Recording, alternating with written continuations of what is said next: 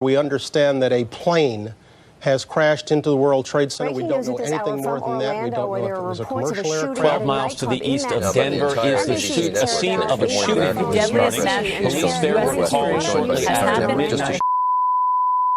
What did Iraq have to do with what? The attack on the World Trade Center. Nothing. When you're discussing things as controversial as some of the things that we discuss here on this channel and elsewhere and that we think about on a regular basis, just by the nature of the thing, I mean, once you realize that you've been lied to since the beginning and that the whole thing is a facade, this political theater that we like to play where choose between left or right, red or blue, one or two, basically, do you want to get stabbed by the knife or shot by the gun?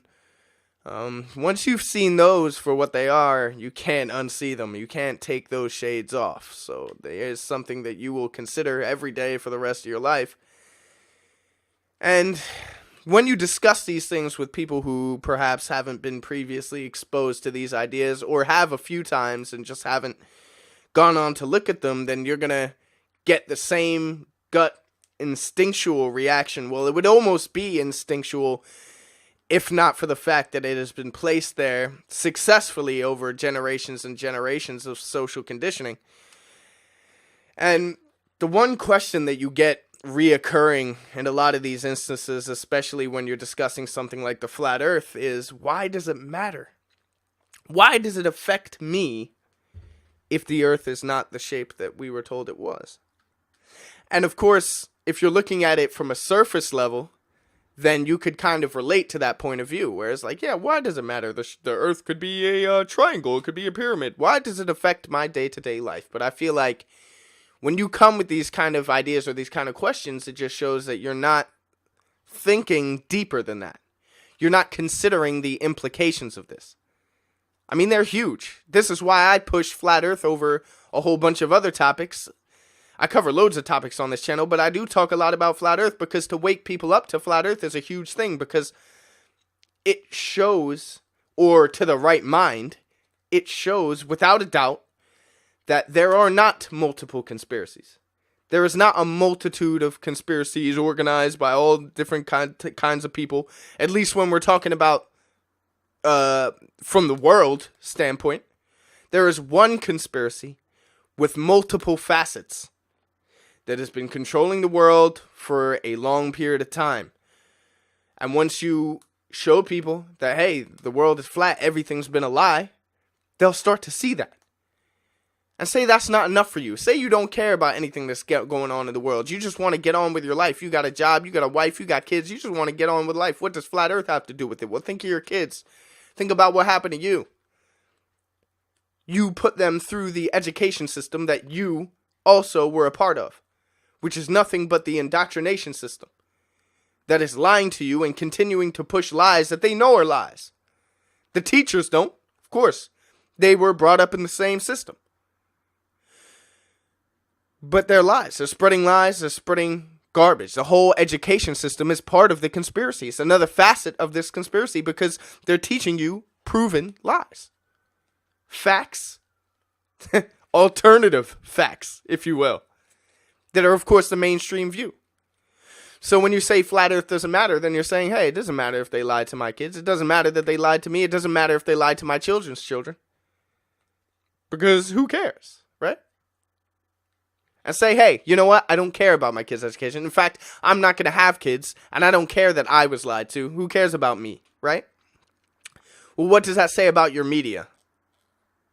That obviously push all of this space, push everything NASA does, push everything SpaceX do. They tell you, oh, look, an asteroid is coming. Oh, a comet's in the sky. Oh, look, this eclipse is happening. Oh, look, your media is a lie.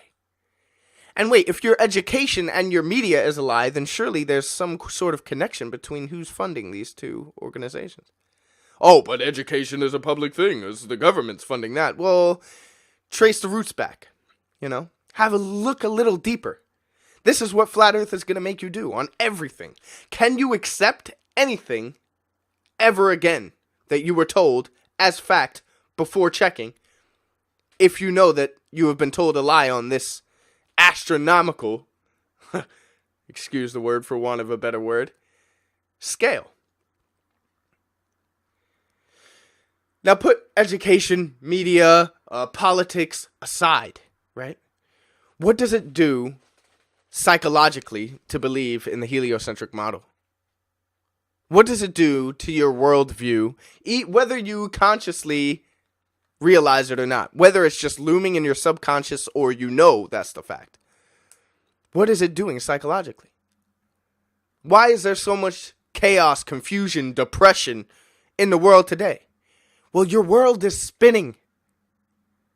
And I know that sounds like, oh yeah, of course the earth is spinning, but you're just putting two. No, people don't understand the power of language and the power of suggestion. Your earth is spinning. Your world is spinning. In nothing. In a pocket of blackness. This is a kind of thought that will subconsciously cause a psychological devolution in people. Where nothing matters. Intrinsically, nothing matters because everything came from nothing and nothing will be after this. And nothing is outside of this besides more spinning dead rocks. Dead, vacuous space where nothing can survive.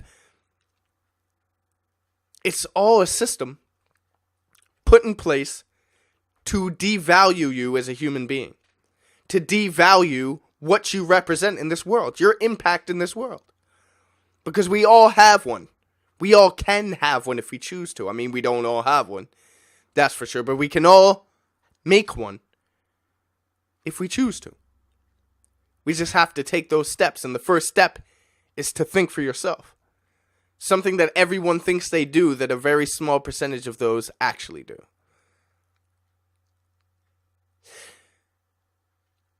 If the world were to realize that the earth was flat, and this movement were to cross the tipping point, because in my opinion, there's only two directions for this movement to go. You're either going, we're going to be snuffed out, they're going to drag us out, and we're going to do nothing, until the point where people just go, hey, nothing's ever going to change, and the whole thing just fizzles out. Or we cross the tipping point, and the world wakes up. So this is why it's an exciting time to live, but this is also why we need to think of a plan. We need to put something together to actually make a change here. We've talked enough.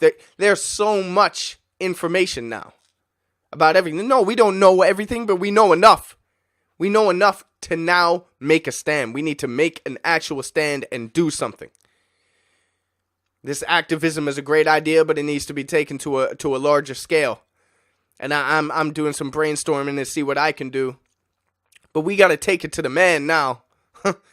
It's been too many days in this war, man. We got to take the psychological warfare straight to them. And I don't mean by playing by their tactics. We got to do our own thing here. And we got to do it soon. Sorry for the rant. It's just the way I've been thinking, man. I got some good videos on the way. I just thought I'd remind you that I'm still here. But yeah, if someone asks you why does the flat earth matter, just tell them, look, man, think. Just think, man. And don't just think for 4 seconds, 5 seconds, and go, oh, well, it doesn't matter. I mean, why would it affect me? I'm just... Actually have some time thinking. Use your mind. It's there, you know. It can be used. They just don't want you to use it. Red Flag Media, I am out.